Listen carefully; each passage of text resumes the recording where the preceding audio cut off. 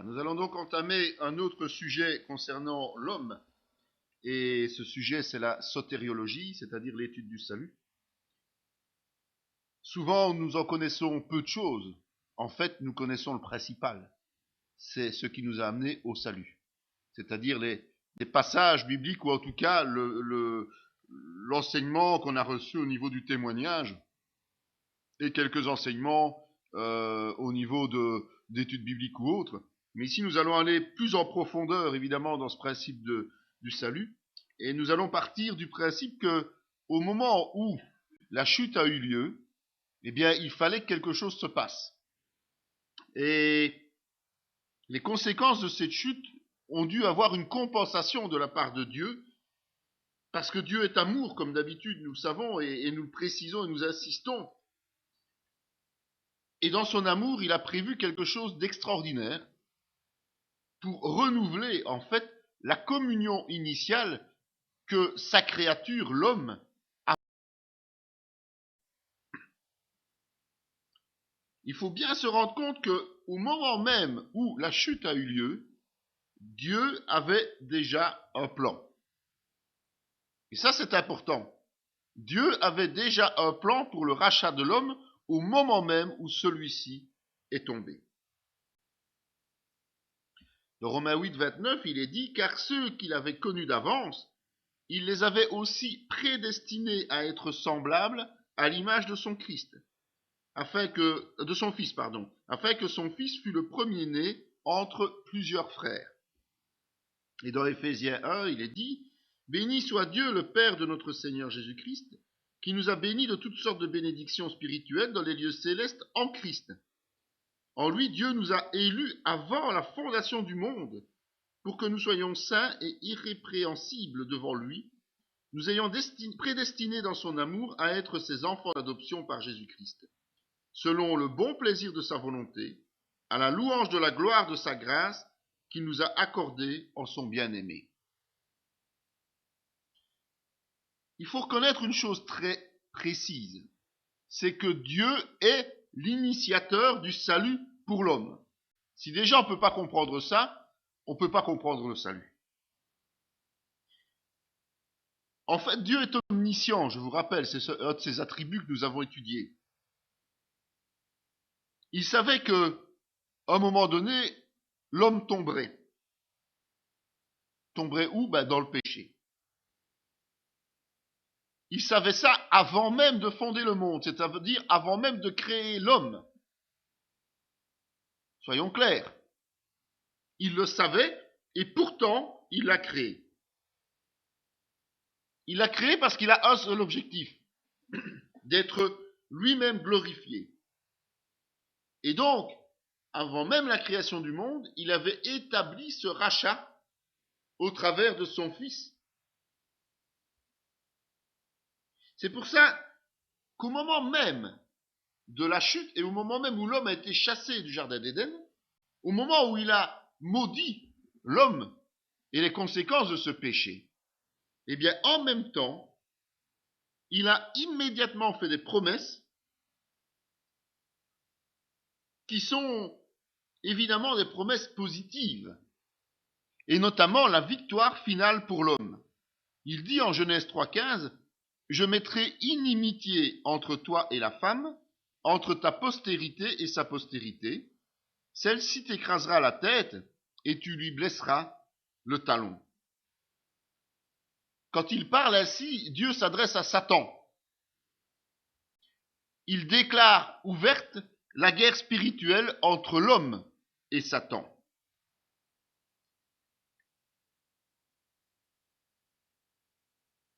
En fait, Satan, tout au long de ses méfaits, va croire qu'il va finir par vaincre l'homme. Mais finalement, il sera vaincu lui. Il sera vaincu par qui ? Par Christ, le Fils de Dieu. Pour pouvoir obtenir cette victoire finale, il élabore un plan. Et ce plan, c'est le principe du sacrifice. L'Éternel Dieu fit à Adam et à sa femme des habits de peau et il les en revêtit. En fait, je vous rappelle que Adam et Ève se sont rendus compte de leur nudité, c'est-à-dire de leur péché, une fois qu'ils ont commis la faute. Et Dieu va tuer un animal pour les recouvrir, c'est-à-dire pour que cette nudité ne soit plus visible. C'est le premier sacrifice de substitution par le sang. Donc ce n'est pas un homme qui a accompli ce premier sacrifice, c'est bien Dieu, et uniquement Dieu. Dans Genèse 4, un peu plus loin, il est dit, au bout de quelque temps, Caïn fit à l'Éternel une offrande des fruits de la terre, et Abel de son côté en fit des premiers-nés de son troupeau et de leur graisse. L'Éternel porta un regard favorable sur Abel et sur son offrande, mais il ne porta pas un regard favorable sur Caïn et sur son offrande. En fait, le principe et le plan fixés par Dieu, c'est le sacrifice de sang. Ce n'est pas parce que Caïn est venu avec un cœur mauvais ou une façon déplaisante de faire son offrande. C'est parce que Caïn n'avait pas compris que la seule façon de couvrir le péché, c'était par le sang. Et donc Dieu a agréé le sacrifice d'Abel, parce qu'Abel a fait un sacrifice de sang, mais Caïn n'a fait qu'une offrande de choses qui sont non vivantes. Il aurait dû échanger ces choses contre un animal qu'Abel aurait pu lui fournir éventuellement. Et là, son sacrifice aussi aurait été agréé. Et pourquoi le sang? Mais parce que le sang, c'est la vie. Seulement vous ne mangerez point de chair avec son âme, avec son sang. Sachez-le aussi, je redemanderai le sang de vos âmes, je le redemanderai à tout animal, et je redemanderai l'âme de l'homme à l'homme qui est son frère. Si quelqu'un verse le sang de l'homme, par l'homme son sang sera versé, car Dieu a fait l'homme à son image. C'est lors de l'alliance avec Noé, en Genèse 9 déjà, que Dieu va interdire la consommation du sang, parce que le sang est le signe de la vie en l'homme.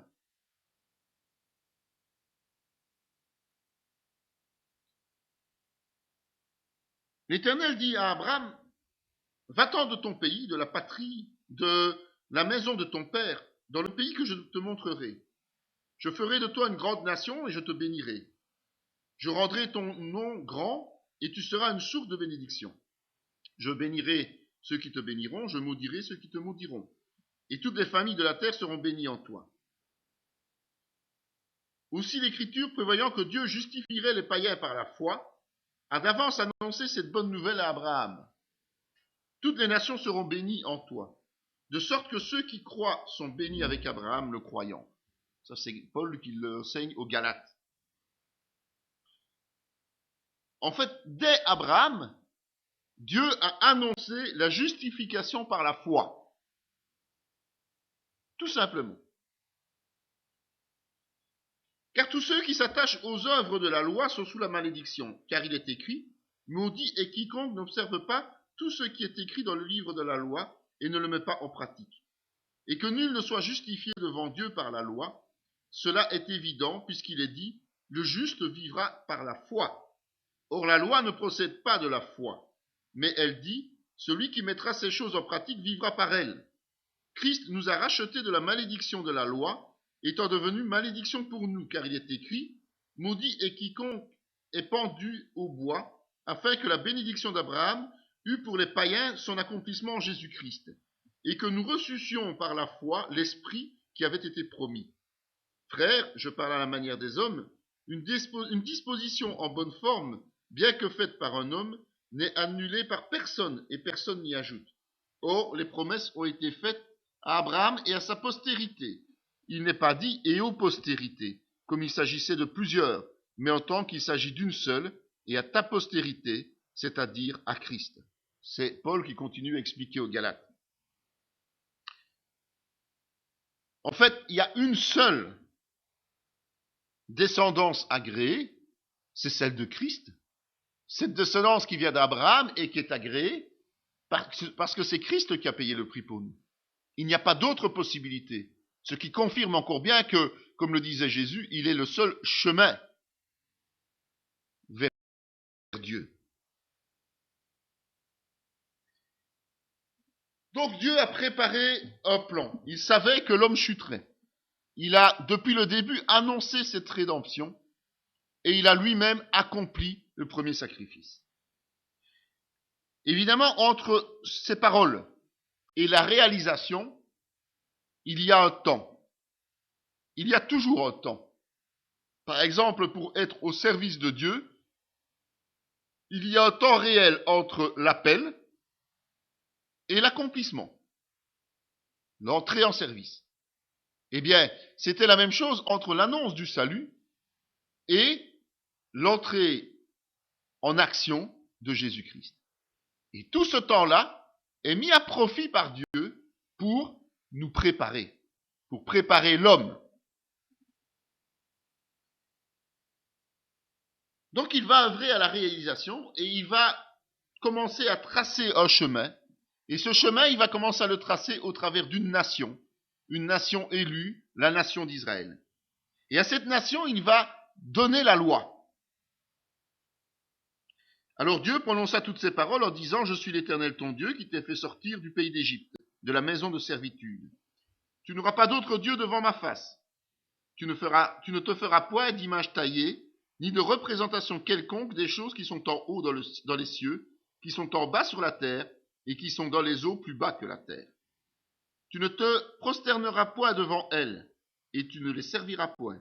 Car moi, l'Éternel ton Dieu, je suis un Dieu jaloux, qui punit l'iniquité des pères sur les enfants, jusqu'à la 3e et la 4e génération de ceux qui me haïssent, et qui fait miséricorde jusqu'en 1000 générations à ceux qui m'aiment et qui gardent mes commandements. Tu ne prendras point le nom de l'Éternel ton Dieu en vain, car l'Éternel ne laissera point impuni celui qui prendra son nom en vain. Souviens-toi du jour du repos pour le sanctifier. Tu travailleras 6 jours et tu feras tout ton ouvrage. Mais le 7e jour est le jour du repos de l'Éternel ton Dieu. Tu ne feras aucun ouvrage, ni toi, ni ton fils, ni ta fille, ni ton serviteur, ni ta servante, ni ton bétail, ni l'étranger qui est dans tes portes. Car en 6 jours, l'Éternel a fait les cieux, la terre et la mer, et tout ce qui y est contenu. Et il s'est reposé le 7e jour. C'est pourquoi l'Éternel a béni le jour du repos et l'a sanctifié. Honore ton père et ta mère afin que tes jours se prolongent dans le pays de l'Éternel ton Dieu te donne. Tu ne tueras point, tu ne commettras point d'adultère, tu ne déroberas point, tu ne porteras point de faux témoignages contre ton prochain, tu ne convoiteras point la maison de ton prochain, tu ne convoiteras point la femme de ton prochain, ni son serviteur, ni sa servante, ni son bœuf, ni son âne, ni aucune autre chose qui appartienne à ton prochain. Et ça c'est dans Exode évidemment. Et puis dans Romains 3, Paul nous dit, car nul ne sera justifié devant lui par les œuvres de la loi, puisque c'est par la loi que vient la connaissance du péché.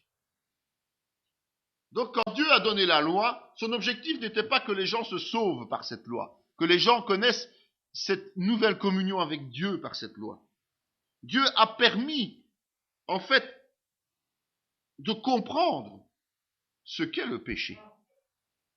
Parce que sans une référence, il est difficile de comprendre les choses. S'il n'y a pas un code de la route, on ne peut pas savoir qu'on transgresse ce code de la route. Donc, c'est la même chose pour Dieu. Les Israélites ont reçu une mission particulière.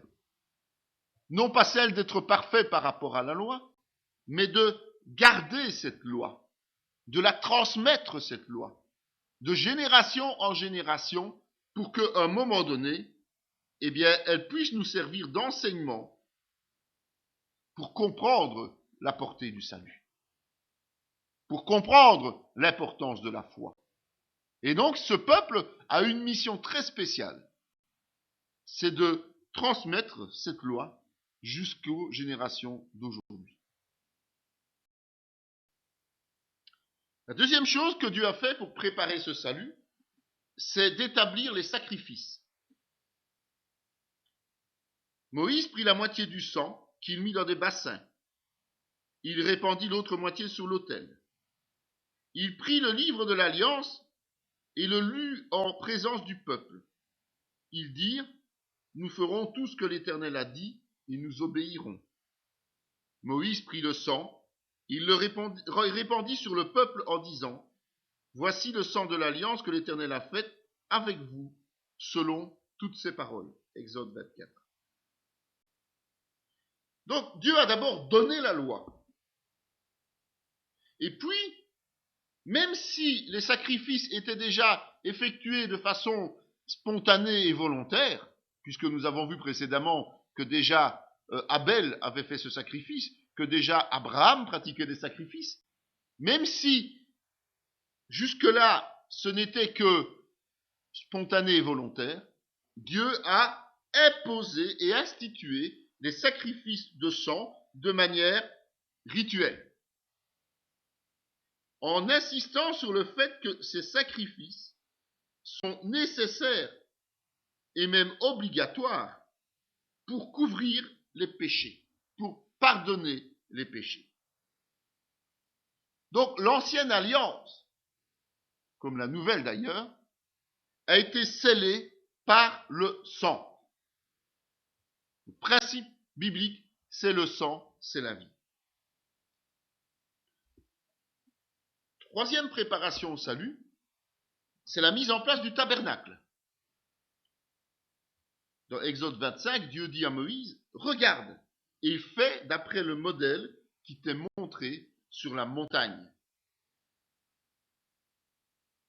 En fait, le tabernacle n'a pas été fait selon des architectes humains. Le tabernacle n'a pas été établi selon les propres plans des hommes. Le tabernacle a été réalisé avec une exactitude extraordinaire, puisque Moïse a lui-même pu voir ce modèle lorsqu'il était avec Dieu sur la montagne. C'est Dieu qui a donné chaque détail, que ce soit les dimensions, que ce soit le matériau, que ce soit les finitions et la manière de le réaliser. Dieu a tout révélé parce qu'il voulait que ce soit fait selon l'image céleste. Tu mettras le voile au-dessus des agrafes, et c'est là, en dedans du voile, que tu feras entrer l'arche du témoignage. Le voile vous servira de séparation entre le lieu saint et le lieu très saint.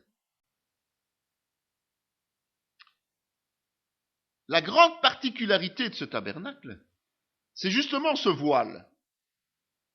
Une séparation entre le lieu saint et le lieu très saint.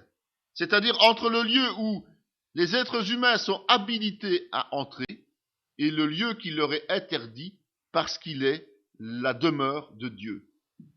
Pour pouvoir demeurer au milieu de son peuple, Dieu devait se séparer de ce peuple. Preuve qu'il n'y avait pas encore de salut en tant que tel. Preuve que ce peuple n'était pas digne d'être en présence de Dieu, sous peine de mort, tout simplement.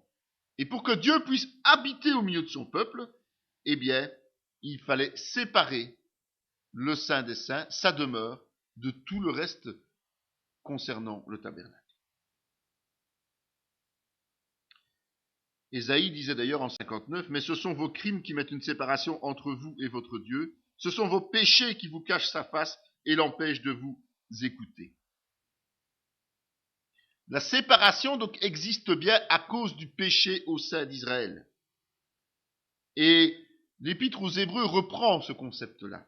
Il est dit dans Hébreux 9, la première alliance avait aussi des ordonnances relatives au culte et le sanctuaire terrestre. Un tabernacle fut en effet construit. Dans la partie antérieure, appelée le lieu saint, était le chandelier, la table et les pains de proposition. Derrière le second voile se trouvait la partie du tabernacle appelée le Saint des Saints, refermant l'autel d'or pour les parfums et l'arche de l'alliance entièrement recouverte d'or. Il y avait dans l'arche un vase d'or contenant la manne, la verge d'Aaron qui avait fleuri et les tables de l'alliance. Au-dessus de l'arche étaient les chérubins de la gloire, couvrant de leur ombre le propitiatoire. Ce n'est pas le moment de parler en détail là-dessus. En fait, en gros, ce que l'Épître aux Hébreux nous dit clairement, c'est que, effectivement, ce Saint des Saints était en or, tout était en or, et il y avait juste des choses qui étaient dans l'Arche de l'Alliance, qui sont des signes de la puissance de Dieu, de la bénédiction de Dieu, et tout simplement de la grâce de Dieu. Parce qu'il y avait la manne, il y avait la loi, tout simplement, et ce fameux bâton d'Aaron qui avait fleuri alors que les autres étaient restés stériles. Il y avait un lieu de culte, ce tabernacle, et donc comme il y avait un lieu de culte, eh bien pendant ce temps de préparation, Dieu a établi les sacrificateurs. Or, ces choses étant ainsi disposées, les sacrificateurs qui font le sacrifice entrent en tout temps dans la première partie du tabernacle. Et dans la seconde, le souverain sacrificateur seul entre une fois par an, non sans y porter du sang qu'il offre pour lui-même et pour les péchés du peuple. Le Saint-Esprit montrait par là que le chemin du lieu très saint n'était pas encore ouvert tant que le premier tabernacle subsistait.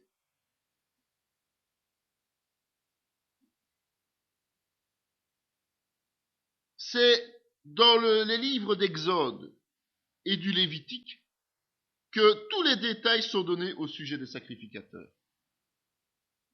Dans le livre d'Exode, ce sont les chapitres 28 à 30, et dans Lévitique, c'est le chapitre 16. Donc c'est quand même très important, ça prend beaucoup de place dans la parole. D'où quand même l'importance que Dieu y apporte.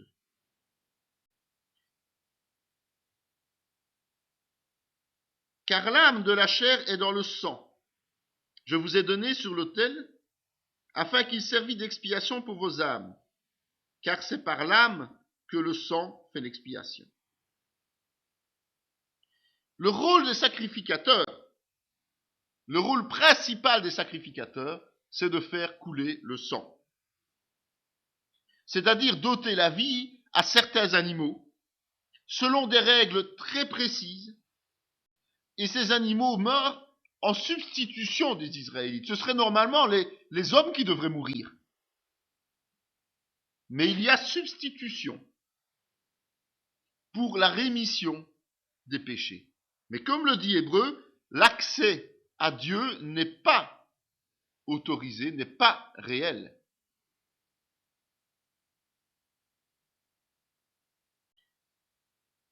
Donc en fait, cette préparation a une portée limitée, soyons clairs. En effet, la loi qui possède une ombre des biens à venir et non l'exacte représentation des choses, ne peut jamais, par les mêmes sacrifices qu'on offre perpétuellement chaque année, amener les assistants à la perfection. Donc, les principes établis par Dieu dans ce temps de préparation étaient très limités quant à leur portée. Et ils devaient être renouvelés chaque année. S'ils n'étaient pas renouvelés, il n'y avait plus de portée. Donc, puisqu'il fallait un renouvellement annuel, il n'y avait pas de possibilité de rétablir une communion complète et parfaite entre Dieu et les hommes, mais seulement de pouvoir s'imaginer cette nouvelle relation, cette nouvelle communion. On s'approchait de la communion, mais on en était encore séparés, tout simplement. Il y avait ce voile. C'est une figure pour le temps actuel, où l'on présente des offrandes et des sacrifices qui ne peuvent rendre parfait sous le rapport de la conscience celui qui rend ce culte, et qui, avec les aliments, les boissons et les diverses ablutions, étaient des ordonnances charnelles imposées seulement jusqu'à une époque de réformation. Mais Christ est venu comme souverain sacrificateur des biens à venir. Il a traversé le tabernacle plus grand et plus parfait, qui n'est pas construit de main d'homme, c'est-à-dire qui n'est pas de cette création. Et il est entré une fois pour toutes dans le lieu très saint, non avec le sang des boucs et des veaux, mais avec son propre sang, ayant obtenu une rédemption éternelle. Tout ça, c'est expliqué dans Hébreu. Hébreu chapitre 9, Hébreu chapitre 10. C'est extraordinaire l'explication de cette vérité. En fait, le sacrifice des animaux, le sang des animaux, n'est qu'une image matérielle, une image humaine du besoin spirituel réel. Il fallait que quelque chose d'autre se produise pour qu'il y ait une délivrance. Et Christ était cette chose. Le sacrifice de Christ était cette chose. Il a payé une fois pour toutes, de son propre sang, pour l'entièreté des péchés de l'humanité. On verra plus loin que ça concerne les péchés passés, les péchés présents et les péchés futurs. Mais jusque-là, eh bien, on était limité à cette situation matérielle et on n'avait pas accès à ce Saint des Saints. On n'avait pas accès à Dieu, tout simplement. Le Saint des Saints du tabernacle n'étant que une illustration très terre à terre, va-t-on dire, du vrai Saint des Saints, c'est-à-dire la présence de Dieu dans les cieux, hors dehors de la création. Et puis il y a eu tout le travail des prophètes, qui sert aussi de préparation. Il s'est élevé devant lui comme une faible plante, comme un rejeton qui sort d'une pierre desséchée. Il n'avait ni beauté ni éclat pour attirer vos regards, et son aspect n'avait rien pour faire plaire. Méprisé et abandonné des hommes, homme de douleur et habitué à la souffrance, semblable à celui dont on détourne le visage, nous l'avons dédaigné, nous n'avons fait de lui aucun cas. Cependant, ce sont nos souffrances qu'il a portées, c'est de nos douleurs qu'il s'est chargé, et nous l'avons considéré comme puni, frappé de Dieu et humilié. Mais il était blessé pour nos péchés, brisé pour nos iniquités. Le châtiment qui nous donne la paix est tombé sur lui, et c'est par ses meurtrissures que nous sommes guéris. Nous étions tous errants comme des brebis, chacun suivait sa propre voie, et l'Éternel a fait retomber sur lui l'iniquité de nous tous. Il a été maltraité et opprimé, il n'a pas ouvert la bouche semblable à un agneau qu'on mène à la boucherie, à une brebis muette devant ceux qui la tondent. Il n'a point ouvert la bouche. Il a été enlevé par l'angoisse et le châtiment. Et parmi ceux de sa génération, qui a cru qu'il était retranché de la terre des vivants et frappé pour les péchés de mon peuple? On a mis son sépulcre parmi les méchants, son tombeau avec le riche, quoiqu'il n'eût point commis de violence et qu'il n'y eût point de fraude dans sa bouche. Il a plu à l'Éternel de le briser par la souffrance. Après avoir livré sa vie en sacrifice pour le péché, il verra une postérité et prolongera ses jours. Et l'œuvre de l'Éternel prospérera entre ses mains. À cause du travail de son âme, il rassasiera ses regards. Par sa connaissance, mon serviteur juste justifiera beaucoup d'hommes. Il se chargera de leurs iniquités. C'est pourquoi je lui donnerai sa part avec les grands. Il partagera le butin avec les puissants, parce qu'il s'est livré lui-même à la mort, et qu'il a été mis au nombre des malfaiteurs, parce qu'il a porté les péchés de beaucoup d'hommes, et qu'il a intercédé pour les coupables. C'est le fameux Ésaïe 53, si vous vous souvenez. Donc on a vu qu'il y a eu ce tabernacle, on a vu que dans ce tabernacle, il y avait des sacrificateurs qui accomplissaient le rituel imposé par Dieu pour couvrir le péché. Et en parallèle à cela, eh bien, il y avait les prophètes. Et les prophètes avaient un rôle particulier, c'était justement d'annoncer la rédemption à venir. Ils devaient faire naître dans le cœur du peuple juif cette envie de voir apparaître le Messie, celui qui était annoncé comme le libérateur d'Israël de l'esclavage par son propre sacrifice. Donc comme je l'ai dit, Dieu promettait le salut, il le faisait savoir à ceux à qui il annonçait ces choses au travers de la bouche des prophètes. Il était en train de préparer le chemin au travers. Le salut se retrouve dans l'Ancien Testament, soyons clairs. C'est pour ça qu'il faut toujours bien regarder le Nouveau Testament à la lumière de l'Ancien. Parce qu'il est déjà révélé, ne fût-ce que partiellement, dans l'Ancien Testament. Il y a un seul salut, celui de Dieu. C'est moi qui suis l'Éternel, et hors moi, il n'y a point de sauveur. C'est moi qui ai annoncé, sauvé, prédit. Ce n'est point parmi vous un Dieu étranger. Vous êtes mes témoins, dit l'Éternel. C'est moi qui suis Dieu. Ésaïe 43, 11-12. Le salut est donc annoncé, mais il est aussi promis par Dieu. Mais la chose très claire qui est précisée dans cet Ésaïe, c'est qu'il passera uniquement par lui. Donc vous imaginez ceux qui nient la divinité de Jésus. Ils sont déjà mal embarqués rien que dans l'Ancien Testament. Ça ne tient déjà pas la route. Ô Dieu, nous avons entendu de nos oreilles, nos pères nous ont raconté les œuvres que tu as accomplies de leur temps au jour d'autrefois. De ta main, tu as chassé des nations pour les établir. Tu as frappé des peuples pour les étendre. Car ce n'est point par leur épée qu'ils se sont emparés du pays. Ce n'est point leur bras qui les a sauvés. Mais c'est ta droite, c'est ton bras, c'est ta lumière, c'est la lumière de ta face, parce que tu les aimais. Psaume 44. L'homme ne peut pas se sauver lui seul. Il ne peut pas être sauvé par sa propre force. C'est uniquement l'Éternel qui agit. Et ça, c'est très clair, c'est déjà établi, constaté même. Constaté par ceux qui servaient l'Éternel dans l'Ancien Testament. Et pourquoi l'homme ne peut pas le faire, ne peut pas réussir? Eh bien, tout simplement, le psaume 138 nous dit « Quand je marche au milieu de la détresse, tu me rends la vie, tu étends ta main sur la colère de mes ennemis, et ta droite me sauve. » Tout simplement parce que l'homme est faible, l'homme est incapable par sa force de se sauver, et donc il faut que Dieu intervienne systématiquement. Dès qu'on est dans la détresse, dans la difficulté, c'est Dieu qui doit accomplir, parce que sinon, nous n'avons aucune chance. Que la mort les surprenne, qu'ils descendent vivants au séjour des morts, car la méchanceté est dans leur demeure au milieu d'eux, et moi je crie à Dieu, et l'Éternel me sauvera.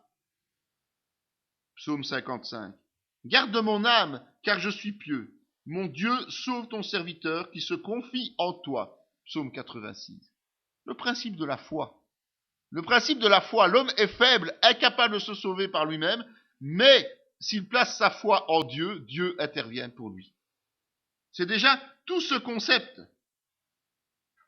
qui fait en sorte que l'homme a déjà cette notion du salut, même s'il ne l'aperçoit pas encore comme telle.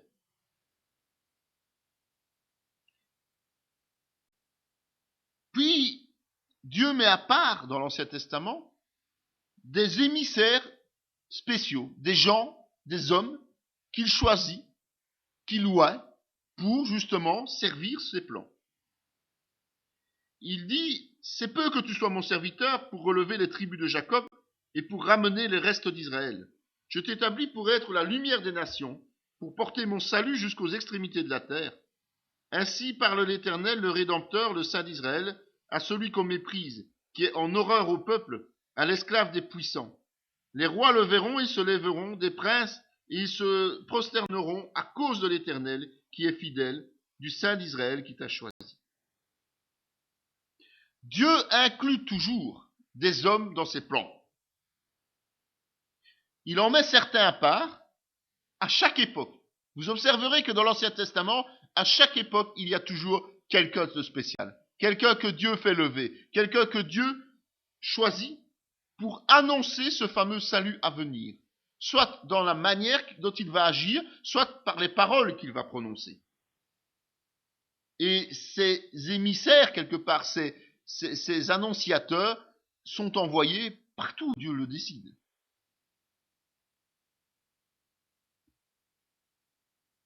Mais la question qu'il faut se poser et qui est relevée quelque part dans l'Ancien Testament, c'est sauver, oui, mais sauver de qui et de quoi? C'est bien d'être sauvé, mais bon, faut encore savoir de quoi on est sauvé. En hébreu, le mot salut se dit Yasha. Dans Exode 14, il est dit, en ce jour, l'Éternel délivra Israël de la main des Égyptiens. Et Israël vit sur le rivage de la mer les Égyptiens qui étaient morts. Ce mot apparaît pour la première fois dans Exode 14, 30. Et ce mot, c'est justement le signe de la délivrance d'Israël de ses ennemis donc du peuple qui le tenait prisonnier. C'est Exode, ça dit clairement ce que ça dit. Donc quand on utilise ce terme salut, eh bien déjà, c'est au moment où Israël est sorti du peuple d'Égypte du temps de Moïse. C'est la première notion du mot salut en hébreu.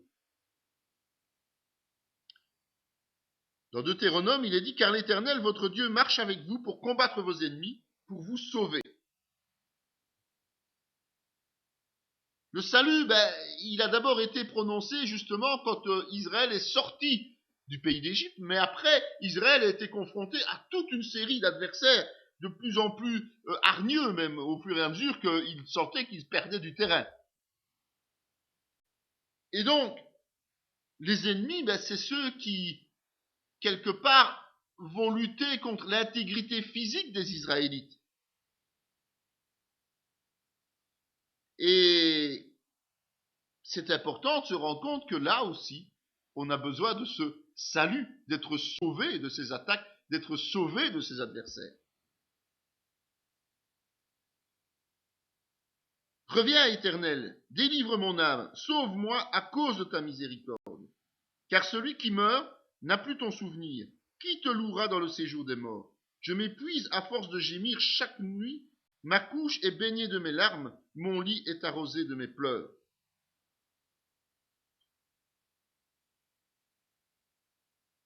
On voit que pour être sauvé, il y a un certain nombre de phénomènes qui se passent dans l'homme. Pour qu'il fasse ce geste d'appel au secours vers Dieu, il faut qu'il ait peur. Il faut qu'il ait peur notamment de mourir. On voit que la mort, la crainte de la mort va le faire se tourner vers Dieu. On voit que parce qu'il risque de tomber dans le séjour des morts, il a peur de perdre cette notion de Dieu. Donc la peur va être un moteur. Mais aussi, plus que la peur, notamment dans le psaume 107, il est dit, dans leur détresse, ils crièrent à l'Éternel, il les délivra de leurs angoisses. L'angoisse est un moteur et quelque chose qui va faire prendre conscience aux gens qu'il y a un problème, qu'ils ne savent pas trouver de solution. Il y a aussi d'autres raisons, comme par exemple dans Psaume 22, protège mon âme contre le glaive, ma vie contre le pouvoir des chiens, sauve-moi de la gueule du lion, délivre-moi des cornes du buffle. Le danger physique est une motivation pour appeler au secours le Seigneur. Ésaïe avait dit qu'on apporte une masse de figues et qu'on les étende sur l'ulcère, et Ézéchias vivra. La maladie est aussi une cause qui fait qu'on en appelle à Dieu. Malheur, car ce jour est grand, il n'y en a point de semblable. C'est un temps d'angoisse pour Jacob, mais il en sera délivré. Des problèmes, des difficultés, quelles qu'elles soient, ce sont des moteurs, des motivations que Dieu utilise au niveau du cœur des hommes pour que le cœur des hommes se tourne vers lui. Ô Dieu, crée en moi un cœur pur, renouvelle en moi un esprit bien disposé. Ne me rejette pas loin de ta face, ne me retire pas de ton Esprit Saint. Rends-moi la joie de ton salut et qu'un esprit de bonne volonté me soutienne. Psaume 51. Et la désobéissance ou le péché, la prise de conscience du péché, la crainte justement de ne plus être en communion avec Dieu, de ne plus être agréé par Dieu, fait que c'est aussi un moteur pour se tourner vers lui et demander à être sauvé. Donc l'Ancien Testament est très riche en motivation de recherche et surtout d'objectifs du salut. Le salut nous sauve de toutes ces choses, mais il faut qu'elles soient effectives en l'homme pour qu'il crie vis-à-vis de Dieu. Et le salut va produire quelque chose. Et c'est ce que l'Ancien Testament nous enseigne aussi. Dans Psaume 16, il est dit « Chantez à l'Éternel, vous tous habitants de la terre, annoncez de jour en jour son salut, racontez parmi les nations sa gloire, parmi tous les peuples ses merveilles. » La délivrance, puisque le salut c'est ça, la délivrance va procurer quelque chose de particulier. C'est cette fameuse joie intense. Cette joie qui va procurer et qui va exulter en action de grâce, en témoignage de reconnaissance. Tout cela à la gloire de Dieu. Dans le Nouveau Testament, on parle justement de ce premier amour.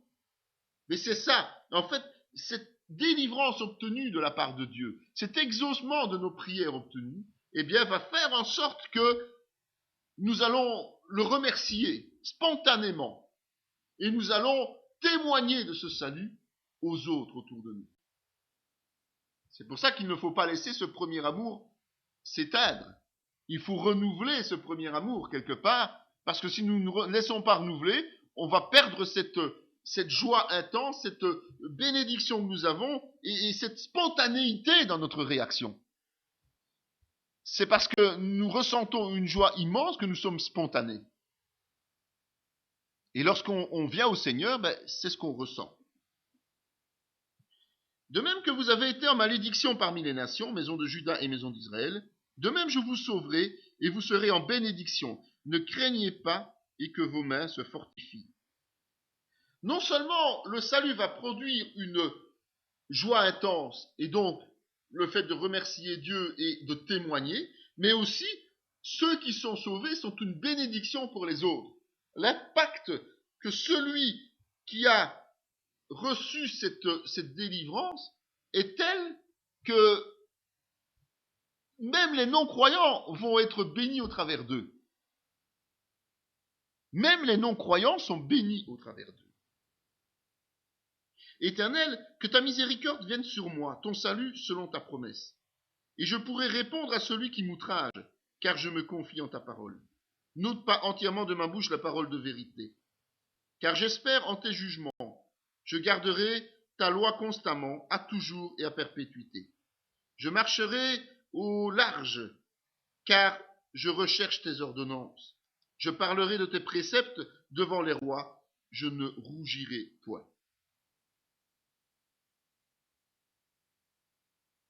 Le salut va être une bénédiction pour les autres, mais aussi va nous amener dans une aptitude, une façon de vivre telle que nous allons marcher dans l'obéissance et nous allons témoigner de façon régulière, même lorsque notre vie sera en danger, même lorsque notre réputation sera en danger, même lorsque nous serons face à des puissants. Nous ne pourrons plus nous taire. Nous ne devrons plus nous taire. Ça, c'est ce que l'Ancien Testament nous enseigne sur le salut. Alors imaginez un instant ce que le Nouveau Testament va nous apporter à ce sujet. Nous allons maintenant voir le terme salut dans le Nouveau Testament, le concept salut. Évidemment, on ne va pas le voir de façon détaillée dans cette petite partie ici. On le détaillera beaucoup plus en profondeur tout au long de notre étude. Mais ici, on va déjà aborder le terme salut qui en grec est soteria. Et soteria signifie sauvetage, libération. Donc on est dans le même concept que le terme hébreu. Et c'est clair qu'il est utilisé pour non seulement le salut des âmes, mais aussi la délivrance de toute chose matérielle dont on pourrait être prisonnier. Donc le terme soteria va s'utiliser autant pour l'âme que pour le corps et est utilisé dans le langage commun.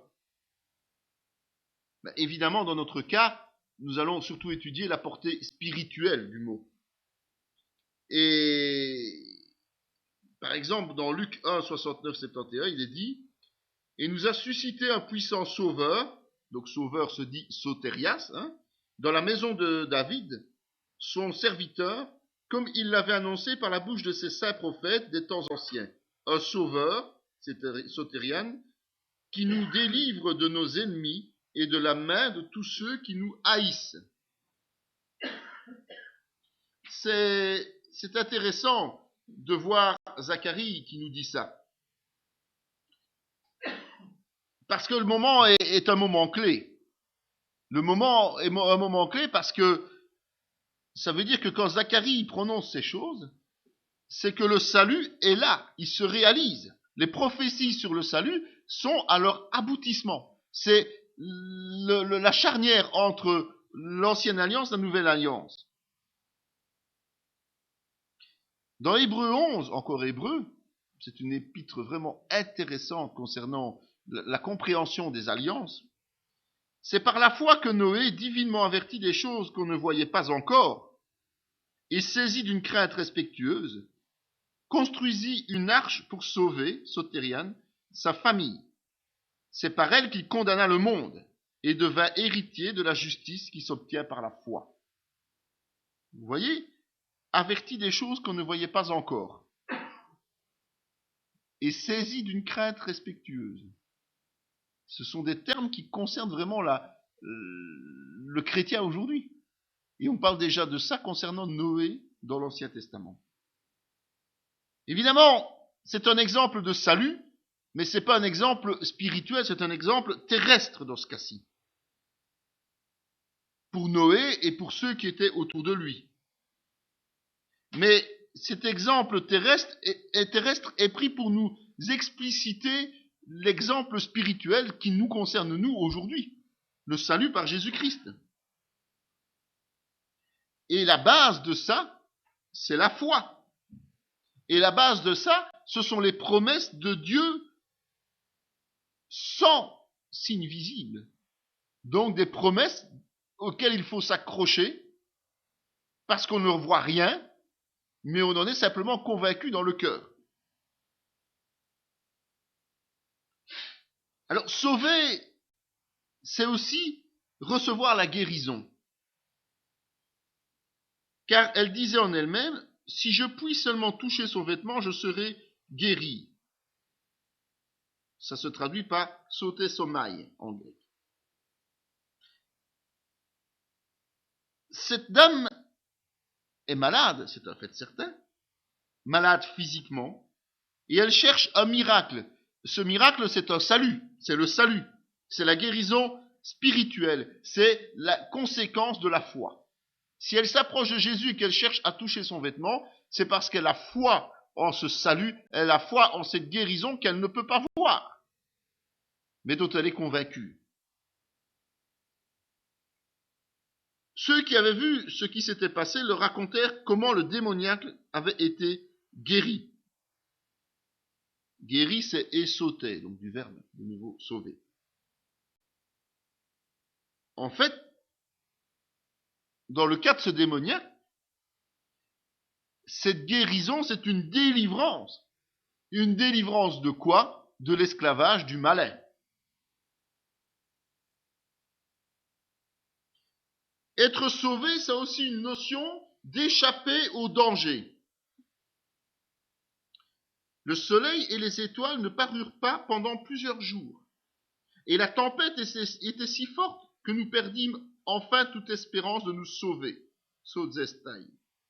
Je vous invite donc à prendre de la nourriture, car cela est nécessaire pour votre salut. Sotérias. Il ne se perdra pas un cheveu de la tête d'aucun de vous. Acte 27.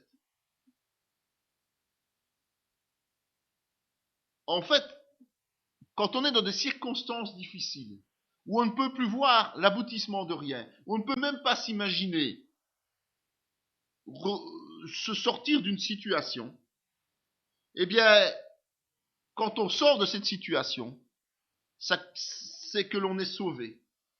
On est issu de ces faits contraires, de ces dangers qui sont là. Et l'on est sauvé, on est sorti de là, malgré les apparences contraires en fait.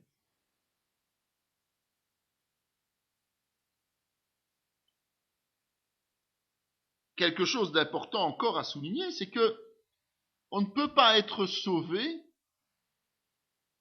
si on n'est pas perdu. On ne peut pas avoir une intervention s'il n'y a pas de raison d'en avoir une. Si quelqu'un tombe dans l'eau, ben on va le sortir de l'eau pour ne pas qu'il se noie. Mais s'il reste sur la berge, on ne saurait pas le sortir de l'eau pour ne pas qu'il se noie. On est bien d'accord. Jésus lui dit, le salut, sotéria, est entré aujourd'hui dans cette maison. Parce que celui-ci est aussi un fils d'Abraham. Car le Fils de l'homme est venu chercher et sauver, Sosei, ce qui était perdu. Luc 19. Donc, il faut bien se rendre compte que il ne peut pas y avoir de délivrance réelle et complète s'il n'y a pas d'autre alternative que la perte totale.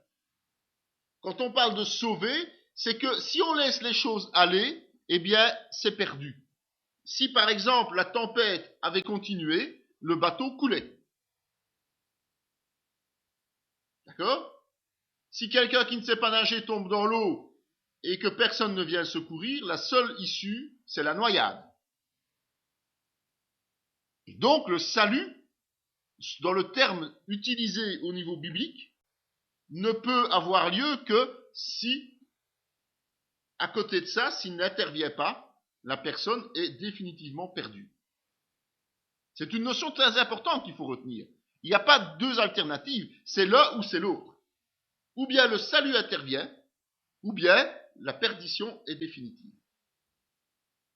Ok? Très important, et il faut toujours garder ça à l'esprit, parce que des gens vont vous dire, oui, mais je me suis toujours bien conduit, oui, mais j'ai toujours fait des dons, oui, mais j'ai toujours offert ceci, oui, mais...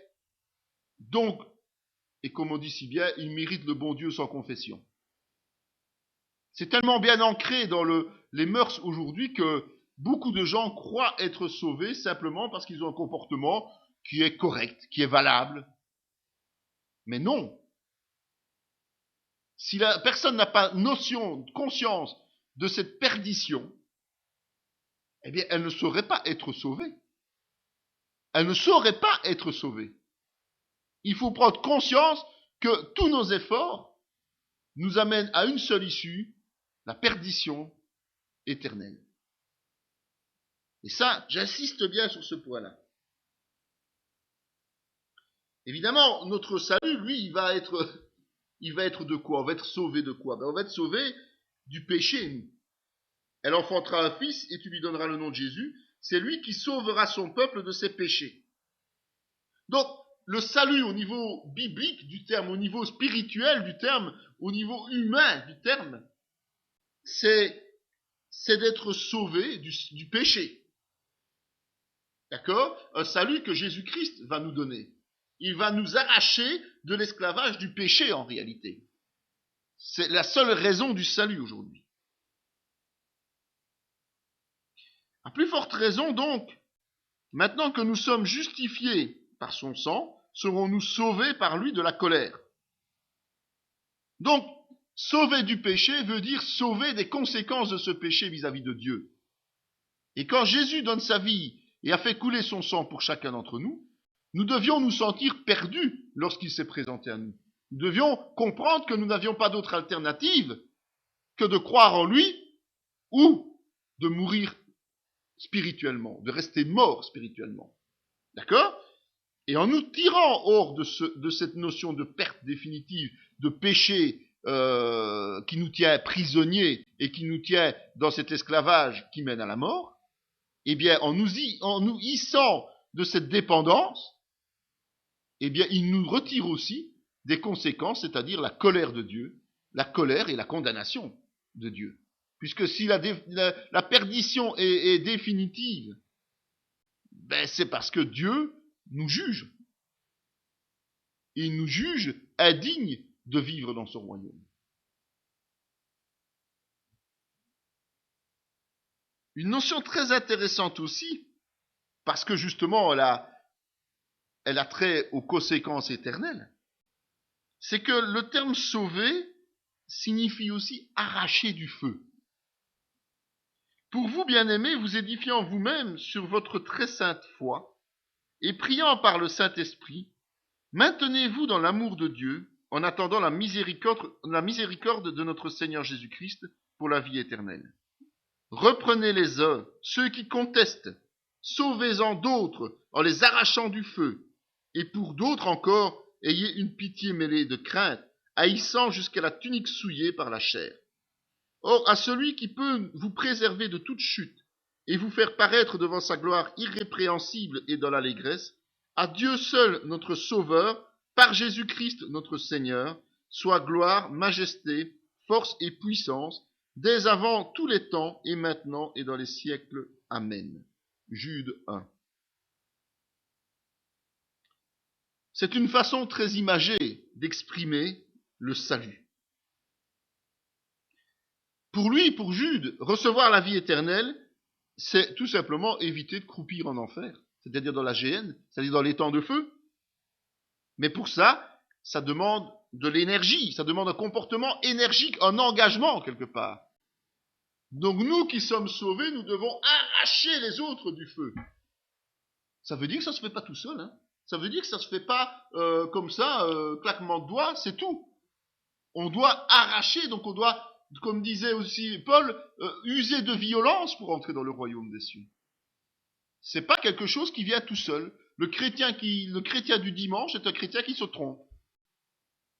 Parce qu'il n'accomplit pas la volonté de Dieu. Parce qu'il n'arrache pas les autres du feu. Et qui n'use pas de violence pour entrer dans le royaume. Le chrétien doit être dynamique, énergique. C'est le fameux zèle de l'évangile dans les armes du chrétien. Tout simplement.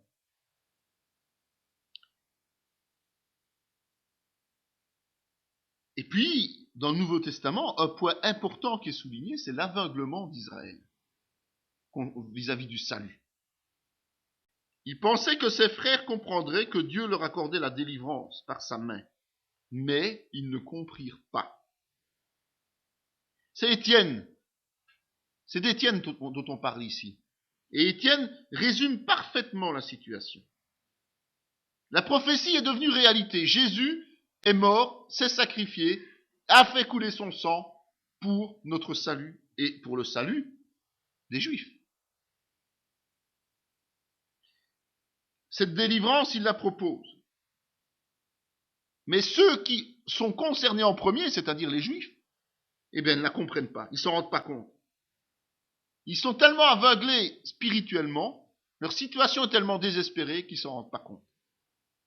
Jusqu'à aujourd'hui encore, hein. Beaucoup de Juifs ne s'en rendent pas compte. Et c'est là qu'est le problème. Mais ça fait partie des indications, des renseignements que le Nouveau Testament nous donne. Et donc, comme je vous l'ai dit, Dieu est omniscient et dès le début de la création, et même avant cette création, il savait que l'homme fauterait. Et donc, il a établi ce plan de restauration. Il nous le fait découvrir au travers des prophéties de l'Ancien Testament. Il va nous le dévoiler dans le Nouveau Testament.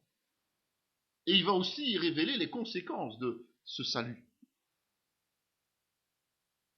Donc, dans toute la Bible, le terme salut et tous les synonymes va toujours bibliquement garder le même sens, qu'il ait été écrit en hébreu ou en grec. Il est la délivrance de quelque chose, que ce soit un problème, une maladie, le démon, situation dangereuse, difficulté, péché, colère de Dieu, mais en tout cas, c'est toujours une délivrance. Et donc, puisque nous sommes maintenant au courant clairement que le salut, c'est une délivrance, ben nous allons étudier ce plan de Dieu pour le salut. Cette vidéo fait partie intégrante de la formation en théologie pratique dispensée par la mission de théologie Emmanuel de Paracou, Bénin, sous l'autorité académique du Centre chrétien Emmanuel SBL, Spa, Belgique. Pour mieux connaître nos activités, voici nos différentes adresses.